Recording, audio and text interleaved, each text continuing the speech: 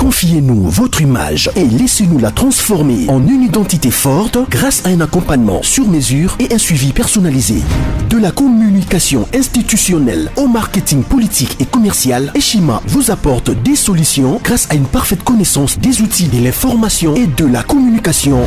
Contact 085 113 44 44 085 113 44 44. Eshima Magazine, un nouveau standard d'information.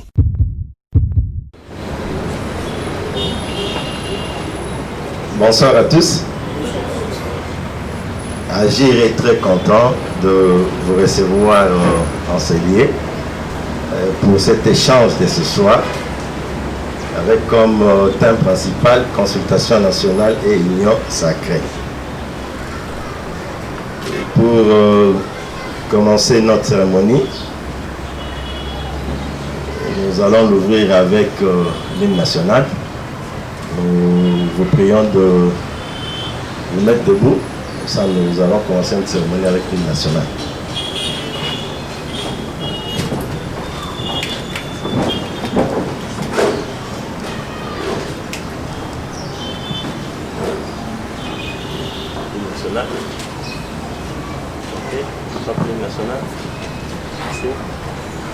Debout Congolais, unis dans l'essor, unis dans l'effort pour l'indépendance.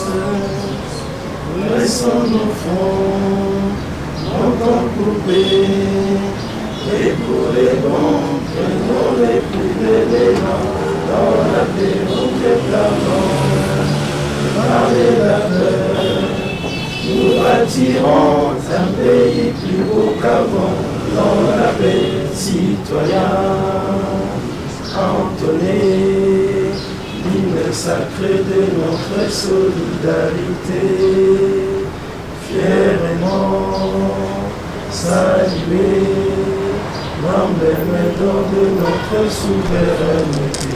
Pour dans le pays, pour des aïeux, Trente juin au doux soleil, 30 joli 30 juin, jour sacré soit le sermenté liberté, que nous lèvons à notre prospérité pour toujours.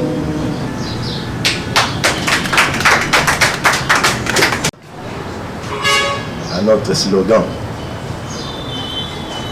notre cri de guerre.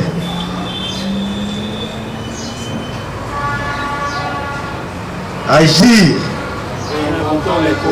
On ne le sent pas. Les cris de guerre, quand on dit cri de guerre, même celui qui est dehors doit sentir qu'agir est là. Agir. Réinventons le Congo. Agir. Réinventons le Congo. Agir. Réinventons le Congo. Oui. Agir veut réinventer le Congo. Merci beaucoup. Et nous passons à notre prochaine étape. Nous appelons M. Guy pour le mot des circonstances. Ok, merci beaucoup pour la parole. Comme on m'a présenté, je suis Guy Livando, membre d'Agir. Et comme nous connaissons tous le thème qui concerne la consultation nationale et l'union sacrée. Il y aura différentes questions auxquelles on va répondre ici par le président Yannick Loupoussa et les autres. Mais ce qui m'intéresse particulièrement ici, c'est cette nouvelle manière de faire qui justement, personnellement, m'inspire confiance par rapport à l'avenir. Dans le slogan, on dit « Agir, réinventons le Congo ». Et ce genre d'initiative, justement, nous montre qu'on est en train de réinventer déjà le Congo. Et cela commence par réinventer la jeunesse, réinventer notre manière de faire. Alors, la première question qui va connaître quelques réponses ici entre nous, en tant qu'intellectuels, sera celle de répondre, de comprendre ce qui est comme impact sur le plan scientifique et républicain des consultations nationales et union sacrée, mais aussi ce qui toucherait directement à la réalité des Congolais, ce qui nous intéresserait tous, c'est de savoir quel est l'apport pour la stabilité et l'émergence que pourrait amener ces consultations. Nous avons vu ici défiler les différentes notoriétés du pays, les différentes personnes, même ceux qui sont abandonnés, ceux qui...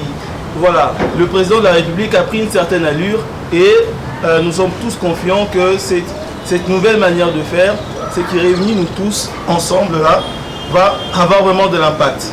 Alors nous allons passer à la présentation des intervenants. Le premier intervenant, ça sera le président Yannick Lukusa, qui va toucher certains sujets. Et la deuxième intervenante, justement, ça sera Madame Marcelline. Sans plus tarder, j'invite Monsieur Yannick Lukusa pour la parole et lancer les échanges. Merci. Bonsoir tout le monde. Bonsoir. Moi j'ai une voix fine, mais qui porte très loin. Bonsoir tout le monde. Bonsoir. Bon, bonsoir tout le monde. Bonsoir. Mon frère ici n'a pas réagi. Hein. Vous êtes fatigué? Vous êtes fâché? Vous êtes avec nous? Bonsoir. Ah, c'est la première fois qu'ils réagissent. Alors bonsoir. Nous avons l'habitude de dire agir réinventant le Congo. Pas agir réinventer le Congo, mais réinventant le Congo. Ça veut dire que c'est l'action continue. Et l'action continue intéressée. Ça veut dire la personne qui dit cela, qui déclare cela, se retrouve dans l'action. Alors je vais demander à ce qu'on fasse cet exercice. Question d'avoir la même dynamique de pensée. Quand je dis agir, on réagit tous, réinventons le Congo. Agir! Réinventons le Congo. Agir! Réinventons le Congo. Exactement. Donc le truc c'est que notre mouvement, notre programme, c'est la réinvention du Congo. Pour la petite histoire, avant de parler de notre thème et de notre activité d'aujourd'hui, comme le camarade Guy vient de faire l'explication, de donner l'explication, Agir pour le changement est un nouveau parti qui veut rompre avec le cycle précédent, le cycle général qui a élu domicile dans la République depuis un certain moment. Nous nous sommes rendus compte qu'en politique, on ne tient plus compte de la République. La République est mise en arrière et les intérêts, les ambitions, les convictions des gens passent en avant. Et comme conséquence, 60 ans après l'indépendance, regardez ce que nous faisons, regardez où nous sommes, regardez dans quel état nous nous retrouvons.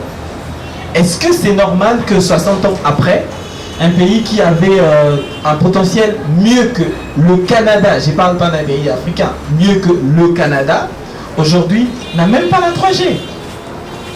Est-ce que c'est compréhensible? On aurait 20 ans d'indépendance, on pourrait comprendre. On aurait 10 ans d'indépendance, on aurait pu comprendre. Là, on a 50 ans d'indépendance, plus de 50 ans d'indépendance. Ça veut dire que c'est plus que assez. Alors, pourquoi agir? Pourquoi nous parlons de 60 ans? Pourquoi nous parlons de l'indépendance? Simplement parce que le projet de la République démocratique du Congo a échoué. Le projet du Congo a échoué. Puisque ce projet a échoué, nous, élites, nous, société civile, nous, société politique, nous, acteurs, nous, leaders, qu'est-ce que nous devons faire? Quel est notre rôle pour essayer de recadrer les choses? Parce que le projet du Congo a échoué. Et en réponse à cette grande interrogation, eh bien, agir fait partie de la réponse à cette problématique. Nous nous sommes dit, on va essayer de réinventer ce Congo. Parce que ce projet a échoué, on ne va pas croiser les bras. On va essayer de réinventer le Congo. On va essayer de recréer ce projet avec de nouvelles procédures, avec une nouvelle perception, avec de nouvelles perspectives, avec de nouvelles initiatives. Et comme ça qu'on puisse au moins, de manière vraiment innovante, voir qu'est-ce que nous pouvons faire des différents pour effectivement, quand nous aussi on va partir 30, 40 ans après, que nous puissions léguer à nos enfants et nos petits-enfants un Congo réellement émergé. Parce que c'est ça notre mission à nous agir. Aujourd'hui, quand on parle de Lumumba, on parle de l'indépendance. L'héritage que Lumumba nous a laissé, c'est l'indépendance. Mais nous, agir dans notre mission, c'est que nous voulons léguer comme héritage dans le pays, pour les générations à venir, c'est la réelle émergence. C'est-à-dire, l'héritage de Lumumba, c'est l'indépendance. L'héritage des Agir, c'est la réelle émergence. Nous voulons léguer la réelle émergence. Ce pays ne peut pas continuer à vivre comme ça. Donc voilà en fait, deux phrases, c'est que et agir. Donc agir, c'est un nouveau parti de rupture, un nouveau parti qui place la République au centre. Et c'est un nouveau parti qui a pour focus l'émergence, la réelle émergence du Congo. Ça, c'est notre mission. Et aujourd'hui, nous nous sommes rencontrés dans le cadre d'une rencontre qui sera, ça sera un bimensuel. Cette rencontre, nous allons commencer à la voir tous les 2 mois. Et en fonction de les heures, peut-être tout le mois, une seule fois le mois, ou sinon une fois tous les 2 mois. Cette rencontre s'appelle échange d'État. Pourquoi ça s'appelle échange d'État? Et puis échange d'État, c'est quoi? Effectivement, échange d'État, c'est un espace de réflexion approfondie, technique, sur des différentes questions censées juger comme pertinentes pour notre environnement, pour notre développement, pour notre progrès. Et échange d'État est une signature exclusive. C'est une signature exclusive du parti Agir, parce qu'en fait, le parti Agir n'est pas un parti de folklore, c'est un parti d'avant-garde, c'est un parti, je dirais, d'initiative, c'est un parti d'innovation. Voilà pourquoi, en première ligne, notre action, c'est d'abord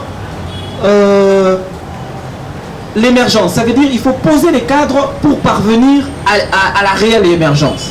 Et dans cette démarche-là, une des activités phares que Agir organise, c'est les échanges d'État. Ça, c'est une première. C'est pour poser le cadre. Mais prochainement, vous allez voir, vous allez commencer à rencontrer des magazines médiums imprimés, comme les journaux et tout ça, dénommés échanges d'État.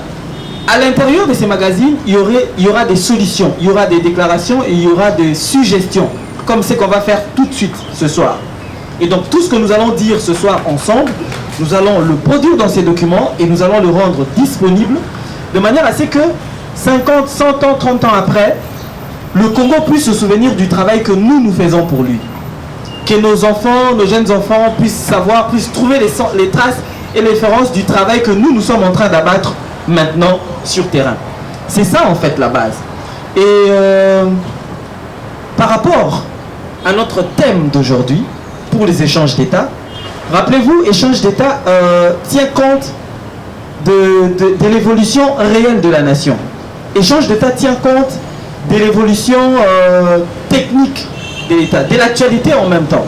C'est comme ça que, au regard de l'actualité actuellement, échange d'État d'aujourd'hui a comme thème, ou a pour thème, consultation nationale et union sacrée. C'est ça le grand thème.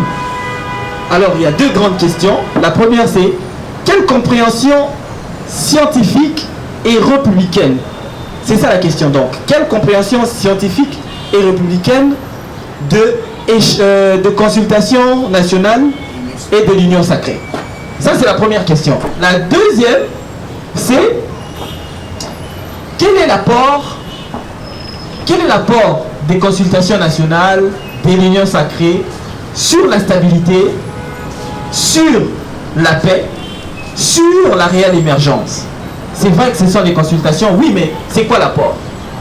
Eh bien, on va essayer de répondre à ces questions. Personnellement, je vais essayer de poser le cadre sur ces différentes questions. Et la co-intervenante va, elle, plus s'apaisantir ou faire un focus sur quel apport par rapport à la paix, à la stabilité et à l'émergence. Cependant, moi je vais quand même essayer de faire une revue générale, de manière à ce qu'on puisse comprendre vraiment ce que nous attendons et ce que nous avons voulu dire. Alors, quelle compréhension scientifique? Là, on va voir 3 points. Quelle compréhension scientifique sur les consultations nationales et l'échange d'État? Par rapport à la compréhension scientifique, nous allons prendre 3 points. Nous prenons le point droit, sur le cadre du droit, sur le plan du droit, quelle est la compréhension scientifique des consultations nationales? Le premier point, nous allons voir sur le plan, nous allons parler du droit. Le droit. Ça, c'est le premier élément. Quelle compréhension scientifique? Le deuxième élément, après le droit, nous allons parler de la compréhension sur le côté social. Sociologiquement parlant, c'est quoi les consultations nationales? Donc, deuxième aspect qu'on va développer, c'est l'aspect social. C'est quoi les consultations? On est ensemble? On est là. Et le troisième point, sur la compréhension scientifique des consultations nationales, nous allons parler de la compréhension scientifique, politique. Voilà. Le troisième point, c'est sur le plan politique, c'est quoi les consultations nationales? Alors, on a pris 3 points. Le tout premier point, c'est sur le point du droit. Alors, quand on parle du droit, on parle de la loi. Effectivement, on est d'accord, non? On va faire ça pédagogiquement on dit, on va faire la science pour des nuls, pour qu'on soit vraiment simple, comme ça, qu'on puisse se comprendre complètement. Donc quand on parle du droit, on parle des lois. Quand on parle des lois, on parle des règles.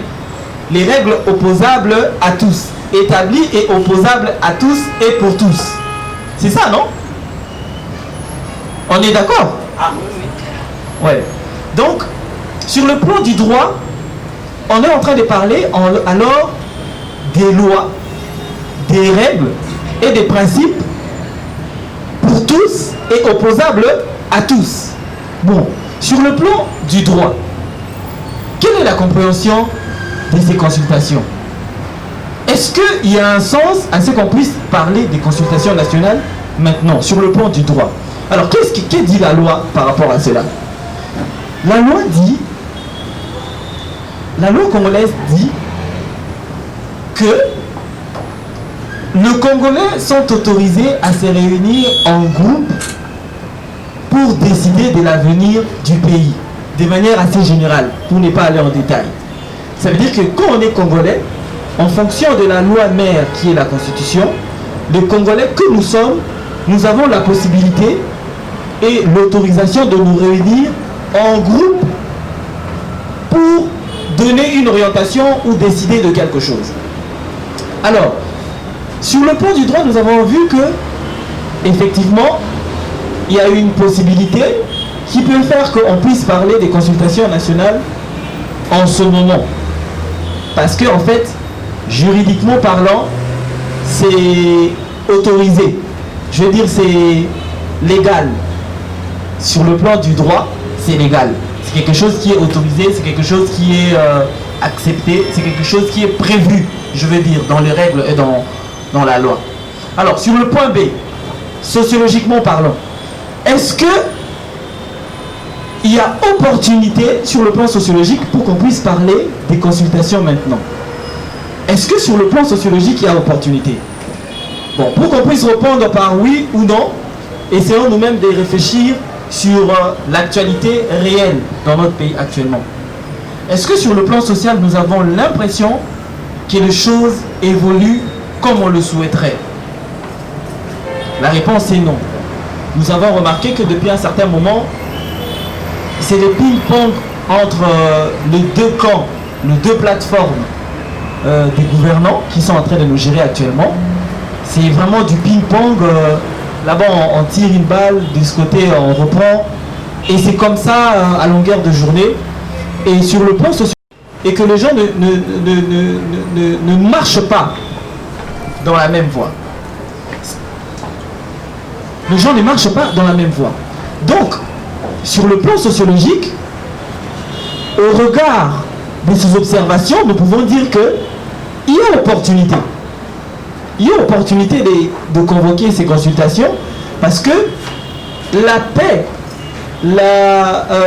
l'harmonie et la concorde nationale demandent à ce qu'on puisse discuter à chaque fois que les choses ne marchent pas. Donc sociologiquement parlant, au regard de la réalité, c'est clair qu'il y a opportunité qu'on puisse convoquer. Alors, troisième point, politiquement. Quelle est la compréhension politique de ces consultations? Politiquement, quelle est l'opportunité pour qu'on puisse parler des consultations? Pour qu'on puisse bien observer cette question, il faudrait d'abord qu'on essaye de comprendre ensemble la politique c'est quoi? La politique c'est quoi? Parce qu'on dit on est en politique, oui. La politique c'est quoi? La politique c'est rien d'autre que le pouvoir. C'est simplement le pouvoir. Donc, sur le plan du pouvoir, c'est important qu'on discute parce que sans l'entente, le consensus, le pouvoir est nul. Je vais prendre un cas simple pour qu'on comprenne. En 2018, nous étions partis aux élections, vous vous rappelez? Mais normalement, on devait aller aux élections en 2016. Je ne sais pas si vous vous rappelez. Donc, les élections étaient prévues pour 2016. Par rapport au principe, par rapport au programme, par rapport au calendrier. Donc, par rapport à la loi, je veux dire. Par rapport à la loi, on devait aller aux élections en 2016. Mais nous nous sommes retrouvés aux élections que 2 ans après. Ça veut dire en 2018. Comment nous nous sommes retrouvés aux élections en 2018, 2 ans après? L'explication maîtresse, pour qu'on comprenne comment on l'a eu en 2018 plutôt qu'en 2015 et en 2016, c'est ça en fait l'aspect politique de la chose. Ça veut dire, parce que ça n'avait pas marché sur tel point, tel autre point, comme la politique c'est le pouvoir, on essaie de se réunir politiquement et on trouve une décision commune en consensus sur le plan politique et on s'accorde pour qu'enfin le droit puisse suivre. Parce que le droit jugeait ou bien exigeait à ce qu'on ait les élections en 2016. Mais sur le plan politique, c'était pas possible. Vous voyez? Et donc la politique a été une brèche, je dirais, pour colmater ce vide-là, en fait, qui était grave. Et je pense que nous sommes dans la même situation. C'est-à-dire, nous sommes dans une situation où, sur le plan du droit, la situation est entre guillemets légale ou conventionnelle. Mais comme il y a des discordes, comme il y a des difficultés, la politique peut, à ce moment-là, faire comme c'était entre 2016 et 2018. Je peux prendre plein d'exemples encore, hein. Je peux aussi prendre l'exemple de 97 à 2006. De 1997 en 2006, en 2006, on n'était pas en train d'évoluer normalement par rapport au texte. Ça veut dire qu'en 2017, en 1997, il y a eu le renversement du régime de Mobutu. Ce qui a fait qu'on n'était pas rentré dans une situation de droit, mais on est rentré dans une situation exceptionnelle politique. On appelle ça transition pour donner un sens juridique. Mais que signifie transition exactement sur le plan du droit? En fait, c'est juste une explication politique des situations exceptionnelles. Quand c'est exceptionnel à un certain niveau, politiquement, on essaye de trouver des sorties, comme par exemple la transition. C'est-à-dire que ce que j'essaie de faire comprendre maintenant, c'est que les consultations ont quelque part la même compréhension ou la même valeur politique que les transitions, si vous voulez. C'est-à-dire que dans une situation irrégulière, dans une situation particulière, bon, puisque la règle n'est pas respectée d'une certaine manière, bon, il y a le consensus et sur le plan du pouvoir, on essaye de s'accorder. Cette manière de s'accorder, en fait, les consultations nationales peuvent être vues politiquement comme les transitions, par exemple. Vous comprenez? C'est-à-dire que c'est une situation assez irrégulière, mais qui a une explication politique parce qu'on s'entend, on trouve un consensus et on décide ensemble. Voilà un peu ce que la compréhension qu'on peut avoir des consultations nationales sur le plan scientifique. Mais maintenant, il y a encore un deuxième concept après, c'est quelle compréhension républicaine? Très important. Quand on parle de la République, ça vous rappelle quoi? La chose publique. Très bien. Très bien. Vraiment, comment vous appelez mon ami? Rappelez-nous votre nom. Monsieur Mitterrand. Très bien. C'est-à-dire que quand on parle de la République, on parle de rien d'autre que de la chose publique. La chose publique, ce n'est pas seulement la chose qui se trouve dans la République. La République est une chose publique en elle-même. La terre congolaise est une chose publique. C'est la première chose publique que nous avons d'ailleurs en partage. La République. Donc quand on parle de la compréhension républicaine, on parle de la compréhension collective. Je dirais, on parle de la compréhension patriotique. Sur le plan de la patrie, qu'est-ce que ça signifie? Sur le plan de la patrie, qu'est-ce que cela signifie? C'est ça la question la plus importante. Aujourd'hui, par observation, est-ce que les consultations nationales, entre guillemets, union sacrée, j'ai dit entre guillemets union sacrée parce que aujourd'hui nous ne pouvons pas encore parler de l'union sacrée. L'union sacrée, ça sera une conséquence. L'union ou pas l'union serait la conséquence des consultations. Ça veut dire qu'après consultation, on va maintenant décider est-ce que nous allons aboutir à l'union sacrée. Parce qu'on peut aussi faire les consultations et à la fin, on n'aboutit pas à l'union sacrée. Mais l'idéal, ou sinon la pensée, serait d'arriver à l'union sacrée. Donc c'est ça la chose. Donc maintenant, sur le plan républicain, oui, parce que la République est en jeu. Je ne sais pas si vous avez suivi récemment les déclarations ou sinon les avis de... Comment dire, vous pouvez venir devant. C'est un intervenant. Je ne sais pas si vous avez suivi les avis de l'ancien chef de l'État. C'est le magazine Jeune Afrique, si je ne me trompe pas. Il y a eu des déclarations qui moi, m'ont fait beaucoup réfléchir. L'ancien chef de l'État a dit il se plaint du pouvoir en place parce que le pouvoir a tendance à isoler un camp, c'est-à-dire le camp FCC.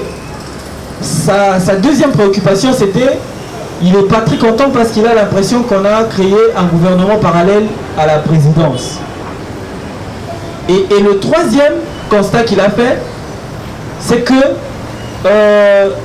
il n'y a pas harmonie dans les relations entre ces observations que j'ai suivies très bien et que je ne suis pas contre.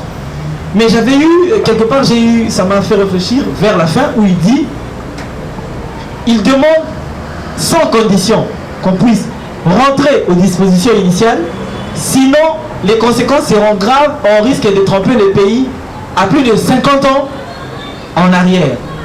Vous comprenez? Ça veut dire, si par exemple, on ne trouve pas le consensus par rapport à ce que notre leader dit, ça veut dire qu'on va, entre guillemets, c'est une menace en fait. Bon, pour les autres, ils peuvent penser que cette menace-là est adressée au gouvernement actuel, ça veut dire le président de la République et les autres. Mais nous, en tant qu'élite, on comprend que cette menace-là nous est directement adressée à nous. C'est-à-dire, vous nous dites, si les choses ne vont pas dans le sens dans votre sens à vous, ça veut dire vous, les deux plateformes au pouvoir, nous, le peuple, nous, le pouvoir, nous, le souverain primaire, nous allons servir nous serons des victimes des conséquences des choses que vous allez faire. C'est-à-dire que nous allons rentrer 50 ans en arrière et les conséquences seront inexplicables. Chers amis, réfléchissez un peu. Là, je ne pense pas que sur le plan républicain, c'est au chef de l'État de réagir. Ou au ministre. Même s'ils réagissent pas, c'est pas grave. Mais nous, en tant qu'élite, essentiellement d'abord en tant qu'élite, c'est notre combat à nous. On ne peut pas permettre qu'on vienne nous dire des choses comme ça. Ça démontre qu'il n'y a pas intérêt vis-à-vis de nous, et ça démontre qu'on ne nous respecte pas, nous. On ne peut pas nous dire ça. Il faut nous dire, si jamais vous ne faites pas ça, on risque d'avoir des problèmes, ou ça risque d'être difficile. Pas nous dire, on va rentrer 50 ans en arrière. Par exemple, c'est-à-dire que sur le plan de la République, il y a les intérêts de la République qui sont en jeu. C'est ce que je voulais dire en conclusion. C'est-à-dire que sur le plan républicain, la compréhension, c'est que les consultations, parce que les intérêts de la République sont en jeu. Fortement en jeu. Voilà.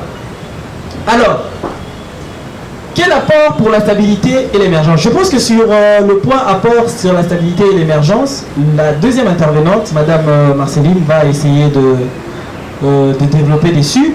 Moi, je vais peut-être faire un survol, si on peut. Les consultations nationales, entre guillemets, ou / union sacrée, est-ce que ça a déjà des apports sur le plan de la stabilité actuellement? Je dirais non. Est-ce que ça a déjà des apports sur le plan de la paix? Pour l'instant, je dirais non. Est-ce que ça a des apports sur le plan d'émergence? Pour l'instant, je dirais non. Pourquoi j'ai dit non? Actuellement, les consultations nationales sont un projet qui est déjà clair. C'est déjà un projet qui est en exécution. Mais ces points-là, ce sont des conséquences, en fait, je pense, qu'on pourra palper si jamais on aboutissait à l'union sacrée. Idéalement, ce que nous voulons, ce que nous voulons tous.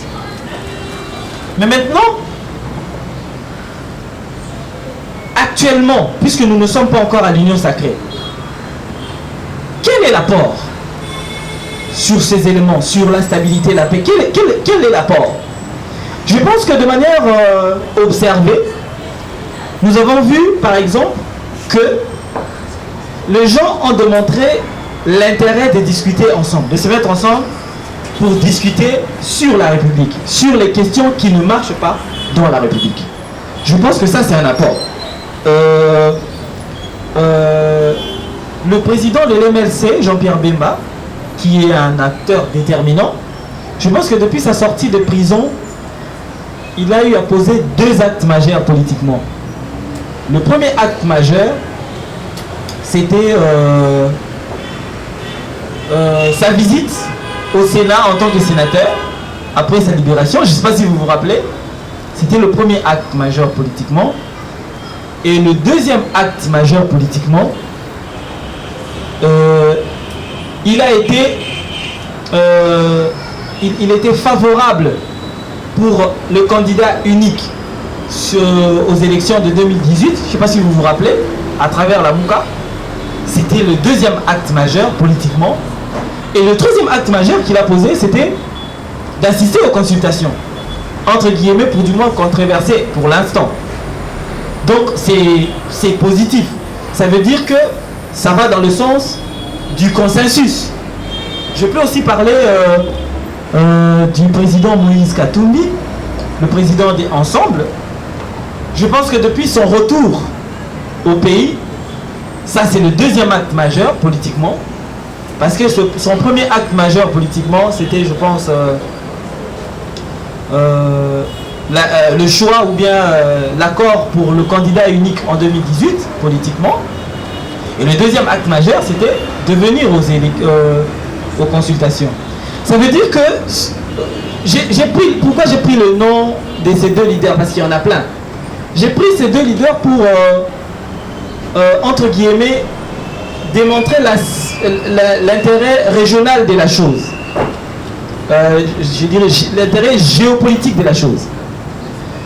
Au Congo, nous sommes une très très grande nation de plus de 450 tribus et nous avons 4 grands groupes ou blocs ethniques. Et avec les 2 personnes que j'ai citées, plus la personne qui a convoqué ces assises, et je peux citer encore le patriarche Mwanansemi de BDK, hein, le patriarche Mwanansemi de BDK. Je pense qu'après sa sortie, le premier acte majeur politiquement qu'il a posé, c'était de partir aux consultations. Alors si on prend ces 3 leaders, par exemple, plus le président de la République qui a convoqué ces consultations, on se rend compte que déjà en filigrane, les 3 grands blocs ethniques du pays ont été représentés et ont été d'avis pour qu'on puisse discuter. Je ne sais pas si vous voyez ce que je suis en train de dire. C'est-à-dire que les 3 grands blocs ethniques sont plus ou moins d'avis qu'on puisse discuter. Et ça, c'est positif. À mon avis, c'est un apport. Mais les autres, là, la paix, l'émergence, ce sont de conséquences qui dépendront absolument et absolument du je dirais, de l'avenir ou sinon des conclusions de ces consultations. Alors, moi, je vais chuter, je vais conclure mon intervention. Personnellement, qu'est-ce que je pense de ces consultations? Qu'est-ce que je pense? Je pense que l'âme de ces consultations, elle est bonne. Elle est salutaire. L'âme, le fond, il est bon. J'ai aussi aimé la dynamique, apprécié la dynamique, je dirais. Il y a eu des mouvements, il y a eu des déplacements, il y a eu les 4 grands blocs ethniques représentés. Je trouve tout ça positif. Cependant, la poursuite, l'allure ou le rythme que les consultations ont pris commence à me faire peur personnellement. Je suis inquiet. Je suis inquiet quant aux conclusions. Je suis inquiet quant aux résultats de la fin. Parce que j'ai l'impression, c'est moi, hein, j'ai l'impression, si c'est le cas, il faudrait que les chefs fassent attention, les chefs de l'État je veux dire, fassent attention et qu'ils nous laissent pas tomber. J'ai l'impression que ça prend trop de temps sans nous dire vraiment à quel moment ça va se terminer. L'inquiétude numéro 1. L'inquiétude numéro 2, j'ai l'impression qu'une machine de réconciliation s'est déjà mise en marche entre les 2 plateformes, FCC et Cash, avec entre guillemets comme gros sacrifice couper certaines têtes. Nous, ça ne nous conviendra pas. Je le dis déjà bien avant. J'ai l'impression qu'on va nous faire une formule, j'ai l'impression, depuis quelques jours, j'ai l'impression qu'une machine de réconciliation est lancée. Déjà quand j'ai vu la Synco circuler partout, rencontrer plein de gens, et quand le secrétaire général de la Synco passe sur un plateau de télévision, on lui pose une question, il s'énerve et il s'élève et il part.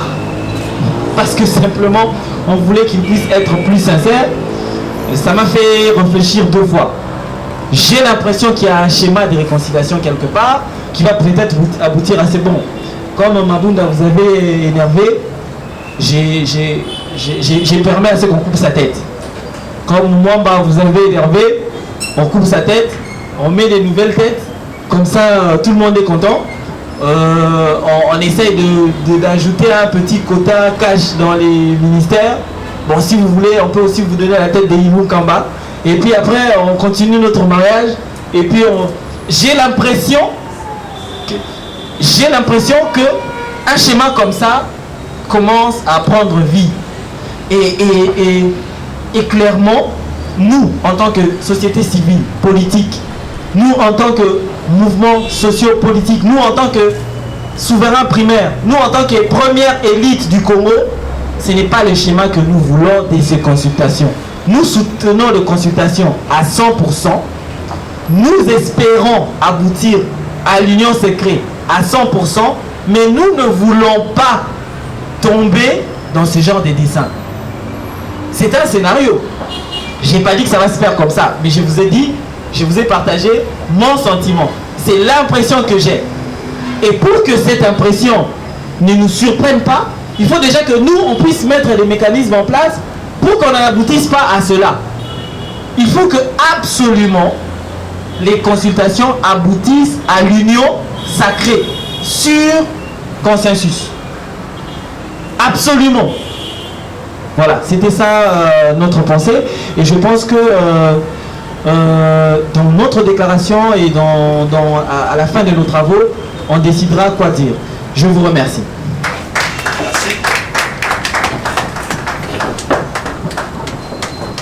Merci beaucoup, M. Yannick, le président d'Agir. Plutôt comme une gouvernance voudrait avoir les avis de la population.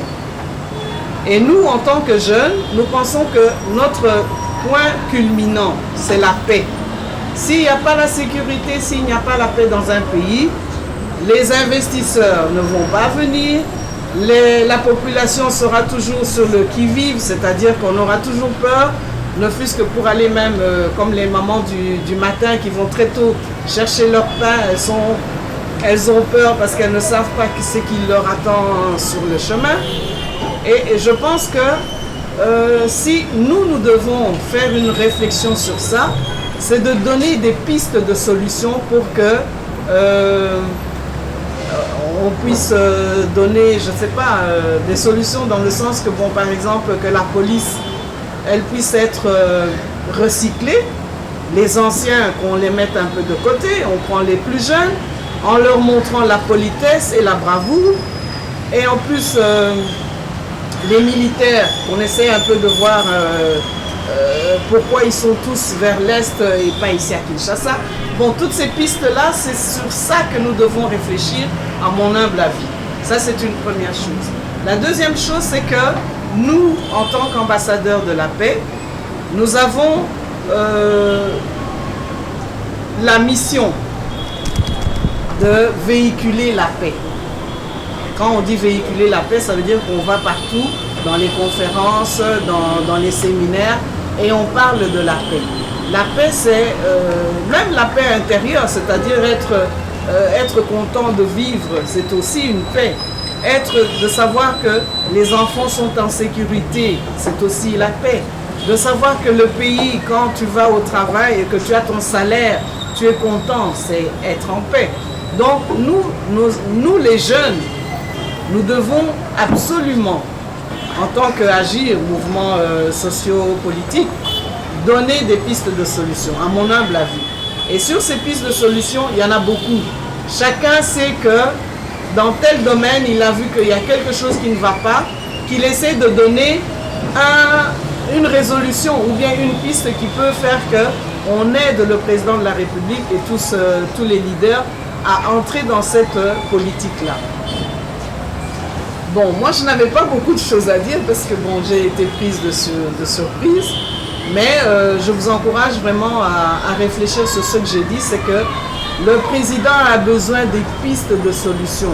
Tout le charabia là qu'on est en train de voir, qu'on a vu tel qui est allé, tel a vu, tel a parlé, tel a dit ceci, ce sont des choses que les gens veulent qu'on les prenne au pouvoir. Mais ce n'est pas ça que le président veut. Le président veut que vous donniez des solutions à tel ou tel problème, dans l'agriculture, dans tous les domaines qui sont ici, qui vont faire que le pays va redevenir le pays d'avant. Merci beaucoup. Hein. Je ne sais pas si j'ai assez dit.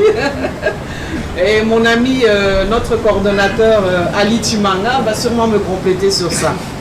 Je vous remercie.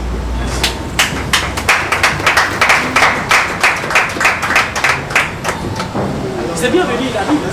Oui, je le vois venir vite là. Merci madame.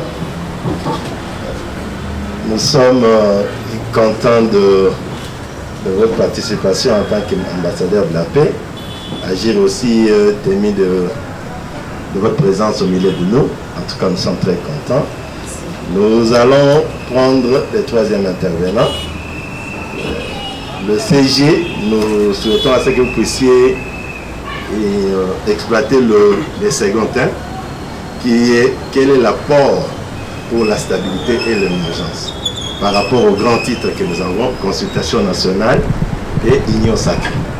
Mais nous avons un sous-thème, quel apport pour la stabilité et l'émergence. Nous voulons que vous puissiez intervenir sur ça. Monsieur le secrétaire général, vous avez la parole.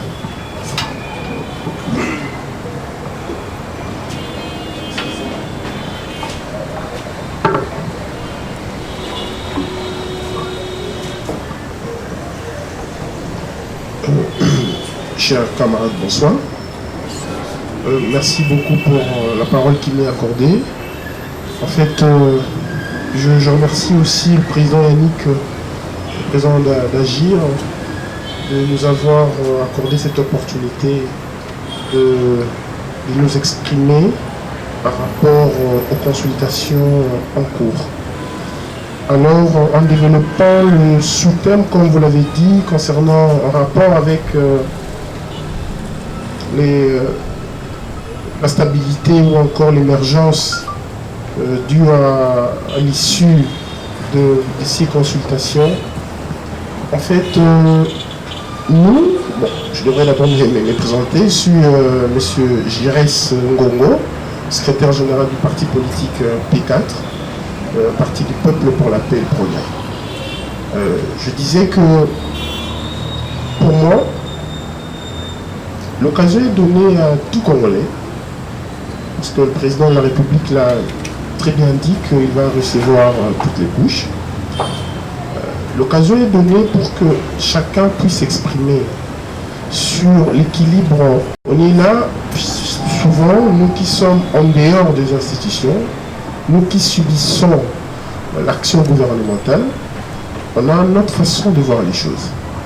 On se dit parfois, bon, pourquoi la politique gouvernementale dans le secteur économique et ça, pourquoi dans le domaine de l'aménagement du territoire, le gouvernement n'a pas fait ça au lieu de faire ce que nous pensons. Et pourquoi, madame venait de le dire ici, pourquoi il y a une forte militarisation de l'Est, au détriment des autres coins du pays, toutes ces questions-là. Alors, nous, en tant que peuple, nous devrions saisir cette opportunité pour dire au chef, sous forme de propositions, ce que nous pensons sur l'émergence, ce que nous pensons sur la stabilité de l'échiquier politique de notre pays. Parce que ça fait, depuis 1960, on est à 54e ou 55e, si je ne m'abuse pas, gouvernement, qui est souvent dirigé par les sociaux-démocrates, comme le président Yannick aime bien le dire, mais nous n'avons pas, on ne sent pas le développement. Il n'y a pas ça. On devrait normalement réfléchir. Il est vraiment temps pour nous de réfléchir autour du président, autour du leadership du président de la République, voir dans quelle mesure on peut stabiliser le cadre macroéconomique de notre pays, on peut amener le pays dans l'émergence. Alors, comment amener le pays dans l'émergence? Je donne un petit exemple qui me fait trop mal. C'est que dans notre pays, nous n'avons pas de véritables plans ou programmes de développement. Programme national de développement. Actuellement, il existe. L'ancien gouvernement, oui, le programme national de développement est là. Malheureusement, ce programme de développement est rangé dans les annales de la RDC, qui n'est suivi par aucun secteur. On nous dit aujourd'hui qu'il y a des centres moutons qui sont érigés partout, mais si on regarde dans la planification du ministère de l'aménagement du territoire, on ne trouve pas ça. Il y a quelqu'un qui nous vient, qui nous bombarde un trou pareil. Et demain, on nous dira, bon ok, on aura des stades municipaux dans plusieurs communes, plusieurs quartiers de la capitale, mais ce projet n'a jamais été prévu. Par là, je veux dire quoi? Je veux dire qu'il faut dépersonnaliser le projet gouvernemental, l'action gouvernementale, qui est un document de repère pour tout le gouvernement. C'est-à-dire, nous avons un plan de développement qui peut être quinquennal ou encore comment je peux dire, un plan même projeté dans 30 ou 50 ans, que tous les gouvernements qui peuvent se succéder ne peuvent pas aller à l'encontre de ce programme. Sinon, on tournera rond. On ne fera rien. Aujourd'hui, nous avons le parc agro-industriel ou encore les stades municipaux dont je venais de faire allusion ici, qui sont délaissés, ces projets. Pourquoi? Parce qu'on se dit, bon ok, comme c'était M. Matata, le Premier ministre Matata à l'époque qui chapeautait le projet, donc moi, pour notre Chiba, j'arrive, je peux pas continuer. Je dois imprimer ma marque. Les gens doivent comprendre que moi aussi j'ai fait quelque chose. Si je termine ce projet-là, on ne parlera pas de moi, on parlera de nos prédécesseurs. C'est ça ce qui est mal. Et nous allons voir que le gouvernement qui arrive après, ne finance plus ces projets. Et les projets restent comme ça. Et c'est le pays qui perd. C'est le pays qui en souffre. Les salles municipaux, on voit ce qu'il y a. On voit le parc agro-industriel. On voit plusieurs projets dans beaucoup de sociétés, dans beaucoup de secteurs. Et ça fait très mal. Alors, moi, je pense que c'est ça. Les brouhahas politiques, ça ne sert à rien. Les citoyens du monde rural n'ont pas besoin de ça. N'ont pas besoin de comprendre que il y a FCC, il y a Cash, il y a 300 députés, il y a la majorité ici, il y a l'opposition de l'autre côté, il y a eu violation de la loi, de la Constitution, il y a eu... Non, il n'y a pas ça. Les citoyens du monde rural, parce que P4 est ancré dans le monde rural. Qu'est-ce que le peuple demande là? Le peuple a besoin d'être desservi par le monde. Le peuple a besoin de l'électricité. Le peuple a besoin de la sécurité. Et cette sécurité, peu importe que la majorité soit de gauche ou de droite, mais on veut de l'eau dans nos robinets. On veut l'électricité sur nos ampoules. C'est ça ce qui est le plus important. Et pour arriver à cela, il faut stabiliser en fait. Il faut qu'il y ait un programme qui est... Président, vous savez que c'est dans notre pays où il y a un ministre et un programme. Enfin, ça me fait mal. C'est dans notre pays où un ministre est nommé à un programme. Un ministre. Moi, on aime la vie, mathématicien de formation que je suis, je comprends, j'ai un peu de rationalité dans ma tête, je me dis, bon, ministre, qui est-il? Ministre, c'est un bras du gouvernement, c'est un bras du Premier ministre. On peut même dire que le Premier ministre ne peut même pas avoir un programme. Si on réfléchit très bien, parce qu'il est l'émanation de la majorité parlementaire. Cette majorité parlementaire a été élue sur base d'un programme.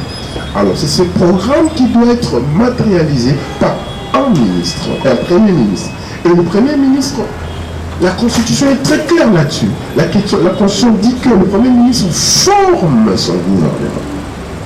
Il forme son gouvernement par rapport aux compétences de ses membres du gouvernement.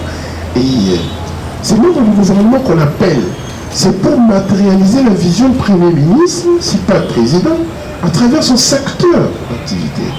Mais moi, mon ministre aujourd'hui, je viens, banquier, dans mon secteur, je promets ça. Finalement, nous avons plusieurs multi-projets gouvernementaux dans un même gouvernement. Et là, ça fait très mal. Et on a un monstre à plusieurs têtes, et on ne sait pas, on navigue où, on fait quoi. Quand on suit l'intervention du ministre des Finances récemment, il y a 48 heures, sur la radio Top Congo, on a très mal. On souffre quand il nous dit que les recettes sont à peu près 400 millions le mois, à peu près 400 milliards de francs congolais, et que la charge, l'enveloppe salariale de notre pays prenait à peu près 90% de cela, et les 10% restent pour l'investissement en capital, pour l'investissement dans le projet de développement. Et là, ça fait mal. Ça fait très mal. On se dit, bon, ok, tout le projet que vous faites, tout ce que vous amenez comme ce qu'on la collecte, le projet de loi, comme ce qu'on appelle budget, entre guillemets, vous le faites sur base de quoi? Pour être exécuté comment? C'est très compliqué. Alors, si la RDC a besoin vraiment de son émergence, moi je pense qu'on peut tout arrêter ici. Le plan national de développement englobera tout, parce qu'il y aura des experts dans chaque secteur qui vont présenter les projets de développement de leur secteur, et le gouvernement viendra, et moi je propose même que cela soit assorti d'un caractère contraignant, c'est-à-dire que le Parlement puisse voter une loi par rapport à cela pour que tout le gouvernement puisse suivre cela.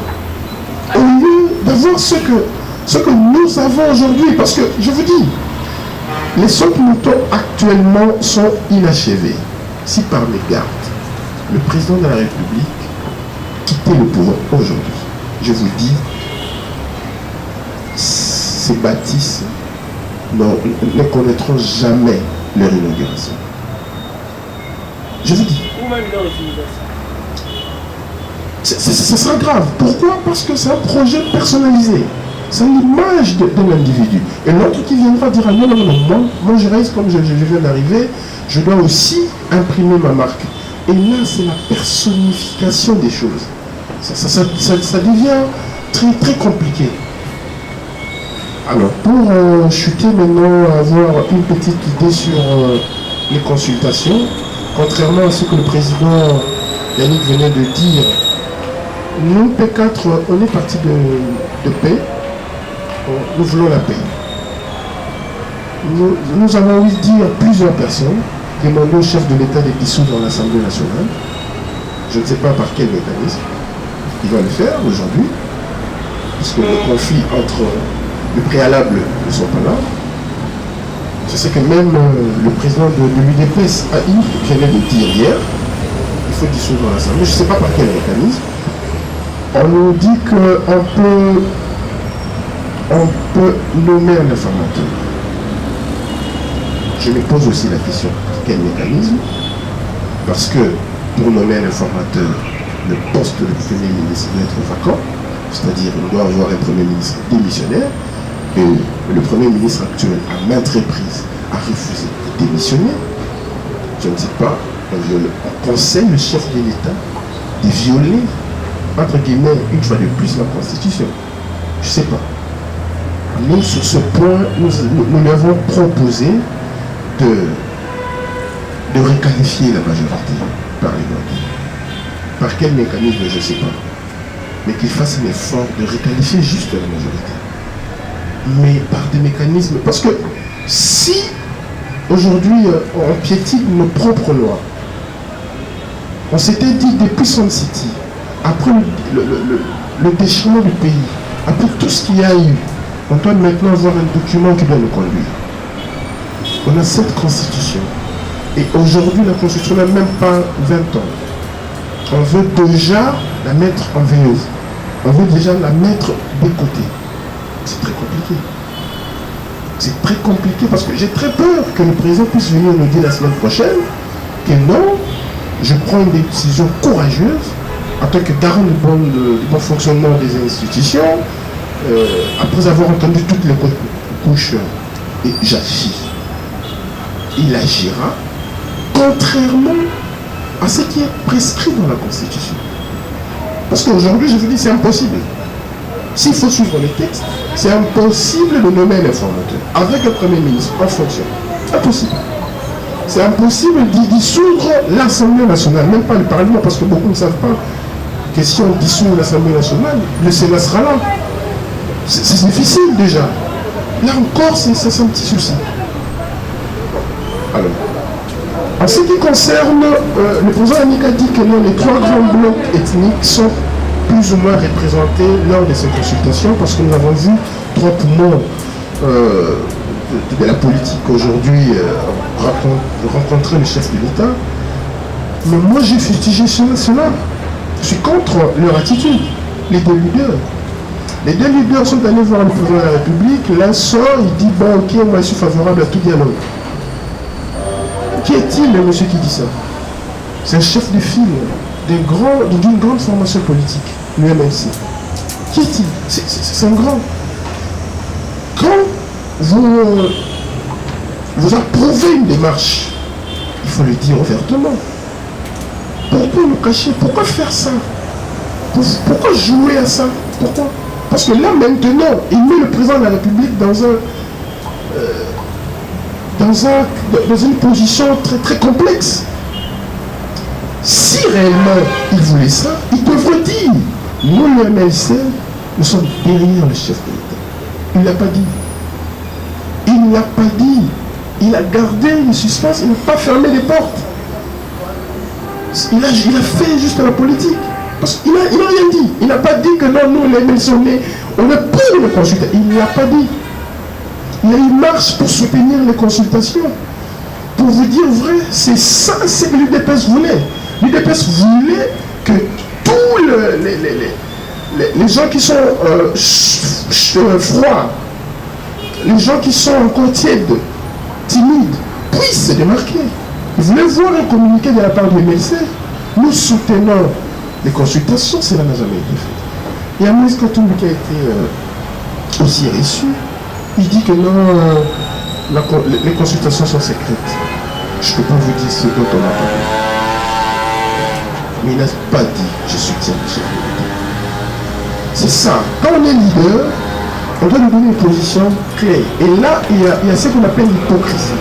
Et je pense que ce qui a demandé, ce qui a amené le chef de l'État à mettre en place, selon mon analyse, à mettre en place un autre dialogue en envoyant la médiation des Asinko. C'est vraiment parce que les gens sur qui il comptait ne lui ont pas donné l'appui nécessaire. Ils n'ont rien dit, je vous dis. Il reçoit les caucus. Je ne sais pas si vous suivez de près ces consultations. Il reçoit les caucus Équateur, des députés, à 14h, à 19h, non, à 17h. À 19h, tous les caucus se retrouvent dans la parcelle clôturée de la présidente de l'Assemblée nationale, qui est aussi de l'Équateur. Double consultation. Ça fait peur. Et lui-même, il est maintenant dans une position très compliquée. Il ne sait pas qui est véritablement avec lui. Ça devient très compliqué. Il risque de prendre des décisions qui vont aller aux antipodes de la Constitution et qui mettront le pays en mal. C'est pourquoi maintenant je reviens à votre premier...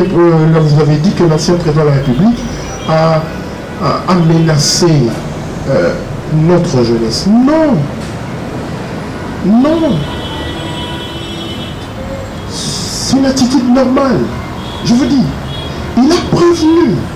Vous savez, quand vous avez vous êtes en couple avec votre épouse, vous êtes dans un mauvais climat, il y a des conflits entre vous, et vous sortez dehors, vous papa, vous sortez dehors pour dire, pour prendre un témoin, les oncles de votre épouse, les tantes, venez voir ce que votre fille fait.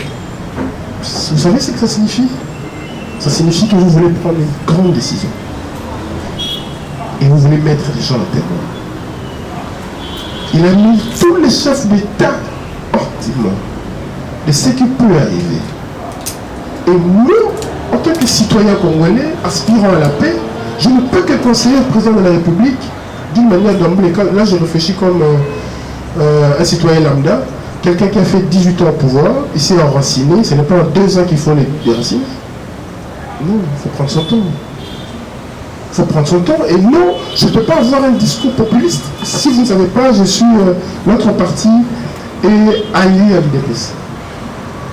Notre parti est allié à l'UDPS, mais cela n'artère pas mon raisonnement. Le raisonnement doit rester objectif. Et c'est ce que le chef de l'État a besoin. Il a besoin de véritables conseils. Parce que, je vous dis, je disais à un ami, si aujourd'hui vous décidez, comme vous le dites, de démilitariser l'ancien chef de l'État, ne pensez pas. Vu ce qu'il nous a déjà démontré dans le passé, vu son caractère, ne pensez pas que si vous allez l'arrêter, il va résister. Il ne le fera jamais.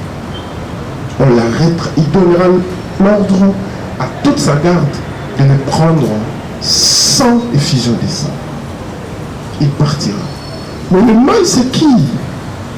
Le mal, c'est ses adeptes. C'est le système qu'il a mis en place. Vous avez vu le chef de l'État en pleine consultation et l'armée. C'est un peu de presse. Vous ne faites pas la lecture du temps. L'armée, depuis qu'il est là, elle a été muette. C'est difficile d'avoir l'armée. Après la presse, c'est parler. L'armée a parlé. Ça fait mal. Alors, nous maintenant, nous conseillerons, si il aura le temps de nous entendre, conseillerons au chef de l'État, de prendre une décision, pas pour satisfaire les uns et les autres, juste les égos politiques, mais prendre une décision qui mettra le pays en paix. On ne mange déjà pas bien, on a beaucoup de problèmes d'insécurité, on ne veut pas encore en ajouter. J'ai dit, je vous remercie. Merci beaucoup. Échange d'État. Consultation nationale et union sacrée. Nous avons senti avec les trois intervenants, on est réellement dans un échange d'État. Et puis nous allons ajouter, on est dans une position de ce qu'Agir dit, réinventons les Congos. En écoutant les trois intervenants, nous avons senti réellement que nous sommes dans l'obligation de réinventer les Congos. Nous allons chuter avec le troisième intervenant, mais nous avons tenu à dire quelque chose, que nous ne sommes pas dans un monologue, mais comme le président l'a si bien dit au début, nous sommes dans un atelier. On doit interagir. Donc, juste après, question d'actualité, le secrétaire général adjoint d'Agir va intervenir sur le point. 2, 3, 4 questions, notez déjà à côté, carnet, téléphone, et on vous donnera la parole. Si vous avez un mot à dire, si vous avez une question à poser, nous avons nos 4 intervenants devant ici. Mais c'est le secrétaire général adjoint, vous avez la parole sur le thème actualité. Merci. Bonsoir tout le monde. Bonsoir. Paris, bonsoir. Bonsoir.